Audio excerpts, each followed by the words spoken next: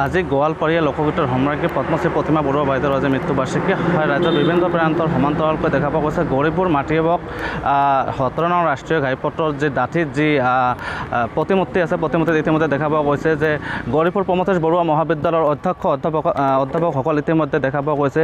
ইয়াৰ যি প্ৰতিমূৰ্তিত শ্ৰদ্ধাঞ্জলি জ্ঞাপন কৰিলে মই দেখাবলৈ অনুৰোধ কৰিম। ইয়াৰ যি পৰিৱেশটো আছে ইয়াৰ পৰিৱেশটো দেখাবলৈ অনুৰোধ কৰিম। ইতিমধ্যে গৌৰীপুৰ প্ৰমথেশ বৰুৱাৰ যি অধ্যক্ষৰ লগতে অধ্যাপকসকল ইতিমধ্যে দেখা পোৱা গৈছে যে শ্ৰদ্ধাঞ্জলি জ্ঞাপন কৰিলে। মই পোনে এয়া প্ৰমথেশ বৰুৱা মহাবিদ্যালয়ৰ অধ্যক্ষ আছে, মই অধ্যক্ষৰ লগত কথা পাতিম। কি ক'ব ছাৰ, আজি পদ্মশ্ৰী প্ৰতিমা বৰুৱা বাইদেউৰ যি 21 সংখ্যক মৃত্যুবাৰ্ষিকী, কি ক'ব?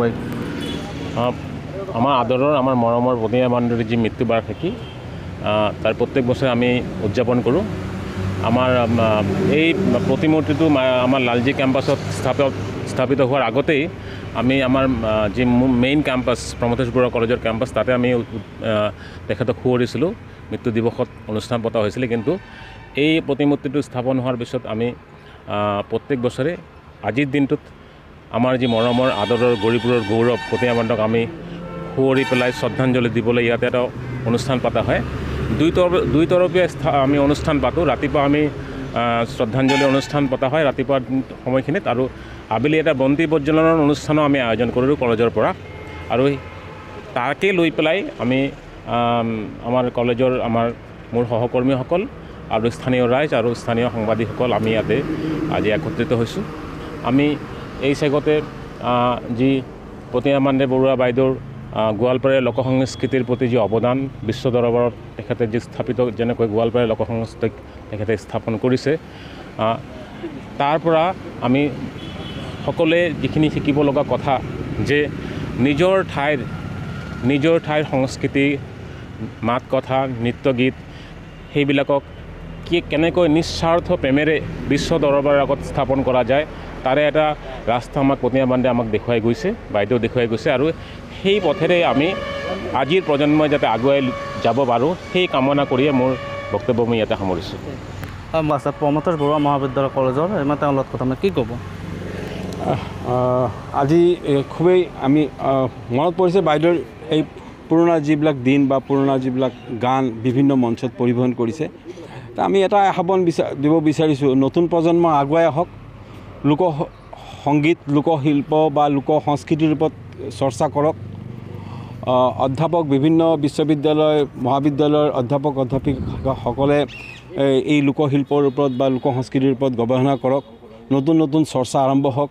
নতুন প্ৰজন্ম আহি এই যে এটা লিগেচি যে বাইদেউ এৰি থৈ গৈছে, সেই লিগেচি এটা গেপ হৈ গৈছে, সেই গেপটো এতিয়ালৈকে কোনো পূৰাব পৰা নাই বা বাইদেউৰ স্থান কোনো দখলো কৰিব নোৱাৰে বুলি জানো।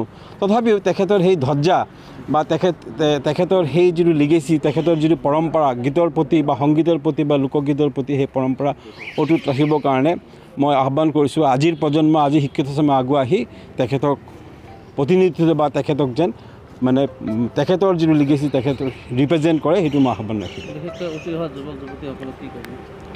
উঠি অহা যুৱতীসকল বিশেষকৈ খুব উচ্ছৃংখল হৈ আছে বৰ্তমান।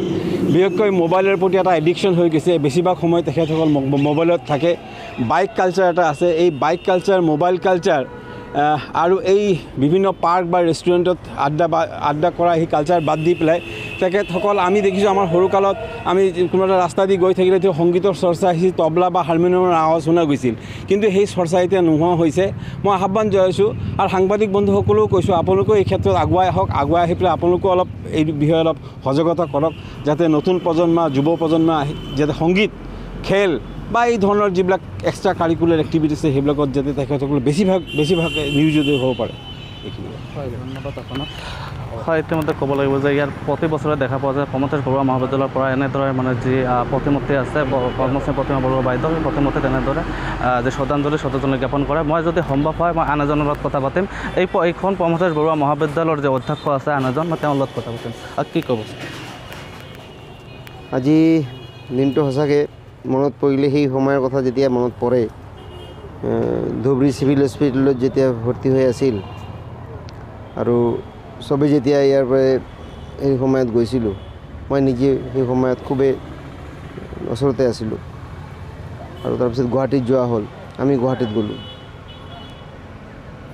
তাৰপিছত যি কি নহওক চিকিৎসা ব্যৱস্থা যিটো GNRCত কৰিছে সেইটো নিশ্চয় খুব ধুনীয়াকৈ চেষ্টা কৰিছে অসম চৰকাৰ বহুত কি জনাইছে আমাক সহায় কৰিছে এই সময়ত কোনো কি কৰা নাই চবেই আহিছিল সেই সময়ত আৰু সেইদিনা যেতিয়া আজিৰ দিনটো আৰু যেতিয়া তেখেতক আমাৰ ইহলক কৰি গুচি গ'ল আৰু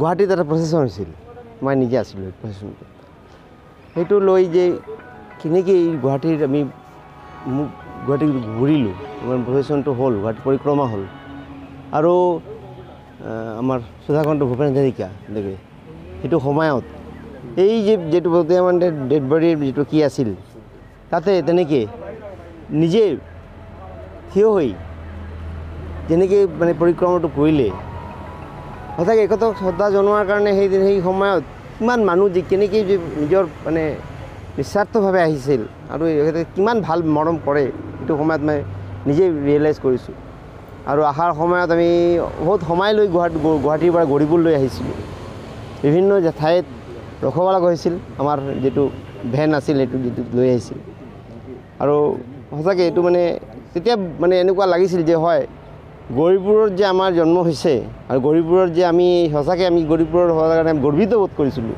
এই যে এইটো এটা মানে এনেকুৱা এজন মহৎ মানে এই সংগীত শিল্পী এনেকৈ মহৎ হ'ব পাৰে আমাৰ মানে এইটো গৌৰৱৰ আমাৰ সঁচাকৈ এইটো মানে আমাৰ কোনো মুখত আমি বৰ্ণনা কৰিব নোৱাৰোঁ এনেকুৱা এটা অৱস্থা আৰু সেইটো আমি লাহে লাহে যেতিয়া সময় গ'ল সময়ৰ লগে লগে কিন্তু এনেকুৱা মোৰ লাগিছে সেইটো যিটো আমি টেম্পাৰামেণ্ট বা সেইটো যিটো মানসিকতা আছিল এতিয়া কিন্তু সেইটো ঠিক তেনেকৈ থকা নাই আৰু মাজে মাজে শুনা পাওঁ যে তেওঁ মানে যেনেকৈ গাইছিল সেই গানটোৰ মানে বিকৃত কৰি গোৱা হয় এইটো যোনেই গাওক মই কিন্তু এইটোৰ মানে সঁচাকৈ মানে ইয়াৰ এইটো প্লেটফৰ্মৰ পৰা মই কৈ আছোঁ আপোনালোকৰ জৰিয়তে মই কৈ আছোঁ এইটোৰ কিন্তু আমি প্ৰতিবাদ জনাওঁ আমি সঁচাকৈ সদায় আমি প্ৰতিবাদ জনাম আৰু যিমান পাৰে যিটো অথেণ্টিক যেনেকৈ বাদ্যযন্ত্ৰ দি বজাব লাগে যেনেকৈ গাব লাগে ঠিক তেনেকৈ গোৱাটো উচিত তেখেতক শ্ৰদ্ধা জনোৱাৰ কাৰণে তেনেকৈ যদি শিল্পটো যেনেকৈ যদি কি কৰি থাকে গোৱালপাৰীয়া শিল্প বা দেশী গান তেনেকৈ ৰাইজৰ মাজত থাকি যাব লাগে আৰু আমাৰ এইটো কৰ্তব্য আমাৰ নৈতিক কৰ্তব্য যে আমি গৌৰীপুৰৰ পৰা এইটো কিন্তু আমাৰ সজাগ মানে কৰি ৰাখিব লাগে এনেকুৱা যেন নহয় যে গোৱালপাৰীয়া শিল্পী গুৱাহাটীতে আছে গৌৰীপুৰত নাই এইটো এই পৰিস্থিতি যেন নাহে এইটোৱে কৈ মই আজিৰ দিনটোত